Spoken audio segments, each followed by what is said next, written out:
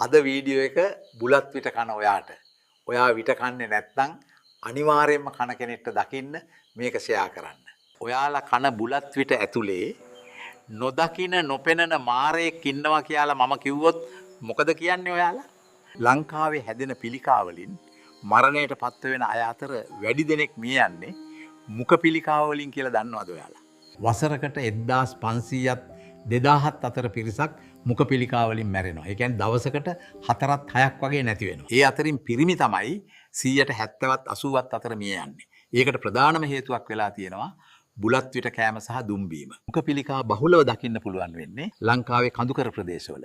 මුඛ පිළිකා ඇතිවීමට ප්‍රධාන හේතු වන්නේ බුලත් විට කෑම, දුම් ඉරීම, මත් වතුර බීම සහ බාබුල්, බීඩා වැනි නම් වලින් හඳුන්වන පුවක් අඩංගු නිෂ්පාදන නිතර කටේ දාගෙන හැපීම. මේ මම දැන් කිව්ව හැම දෙයක්ම හේතු වෙනවා මුඛ පිළිකා හැදෙන්න. ඒ අතරින් ප්‍රධානම දේ තමයි බුලත් විට කෑම. බුලත් කොලේ නැතිවල අඩංගු සැෆ්රෝල් රසායනිකය මිනිස් සිරුරෙහි පිළිකා ඇති කරන බව මෑතදී කරන ලද පර්යේෂණ වලින් හොයාගෙන තියෙනවා. අපේ පැරණි අය විට කන්න කලින් නැට්ට පැත්ත සහ අනිත් කෙලවර කඩලා දානවා මම දැකලා තියෙනවා. එයාලා සමහර විට යමක් දැනගෙන ඉන්නේ නැති. විට කනකොට ගන්න පුවක් මිනිස් ශරීරයට පිළිකාකාරකයක් වෙනවා කියලා මෑතකදී ලෝක සෞඛ්‍ය සංවිධානයෙන් ප්‍රකාශයක් කළා. පුවක්වල තියෙන රසායනික කාණ්ඩය තමයි ඇල්කොලයිඩ් කියන්නේ. පුවක්වල තියෙන ඒ ඇල්කොලයිඩ් රසායනිකය මුඛයේදී සහ ආමාශයේදී සිදුවෙන්න පුළුවන්.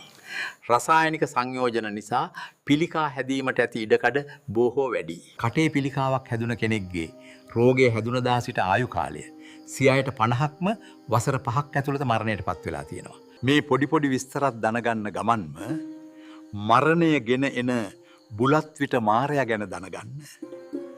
හුණු සිරුරේ සෛලවට විෂයි. ඒ වගේම හුණු නිසා මුඛය තුවාල වෙනවා. හුණු වලින් අණුක පරමාණු නිකුත් වෙන නිසා ජාන විකෘතිතා ඇති කරනවා. ජාන විකෘතිතා නිසා පිළිකා හැදෙනවා.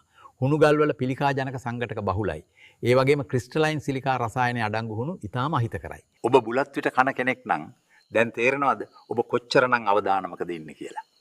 දැන් තමයි භයානකම දේ කියලා දෙන්න හදන්නේ. දුම්කල කියන්නේ ඍජුවම පිළිකාකාරකයක්. දුම්කලවල පිළිකා ජනක සංඝටක 28ක් තියෙනවා කියලා දන්නවද?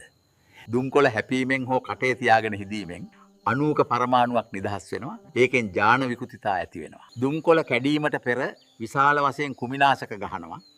දුම්කොළ පදම් කිරීමේදීද විවිධ රසායනික ද්‍රව්‍ය ගහනවා. ඔයාලා දන්නවද? දුම්කොළ වේලීමේදී භාවිතා කරන දුම් ගැසීමේ ක්‍රියාකලාපයේද හිතකර නැහැ කියලා හොයාගෙන තියෙනවා. ඔය කාරණා නිසාම බුලත් විටේ අහිතකරම පිළිකාකාරක ද්‍රව්‍ය අතරින් ප්‍රධානම පිළිකාකාරකය වෙන්නේ දුම්කොඳ. ලෝකයේ වැඩියෙන්ම මුඛ පිළිකා හැදිලා තියෙන රට තමයි පැපුවා නිව්ගිනියාව. ඒ රටේ මිනිස්සු නිතරම බුලත් විට කෑම ඒකට හේතුව. දැන් ඔයාලා දන්නවා බුලත් විටට කන හැම කොටසකම පිළිකාකාරකයක් තියෙනවා කියලා. ඔයා අතේ තමයි දැන් තීරණය. වෙනවට නෙවෙයි. නිකමට හිතන්න. gedara ප්‍රධානියට මේ වගේ රෝගයක් හැදුනොත් මුළු පවුලම විදවන රෝගයක් වෙනව නේද? අනිවාර්යයෙන්ම මහරගම පිළිකා රෝහලට එක දවසක් හරි යන්න. ඒ රෝගීන් බලන්න. මුඛ පිළිකාවලට වෙනමම වාට්ටුවක් තියෙනවා. පිළිකාව කර්මයෙන් හෝ නොදැනුවත්ව හැදෙන එක වෙනම එකක්. හැබැයි මේ වගේ දේවල් නිසා හදාගන්නවා නම් ඒක ඔයාගේ නොසැලකිල්ල. ඒ නොසැලකිල්ල නිසා ඔයා විතරක් නෙවෙයි gedara සියලුම දෙනා විදවනවා කියන එක අමතක කරන්න එපා. බුදු සරණයි.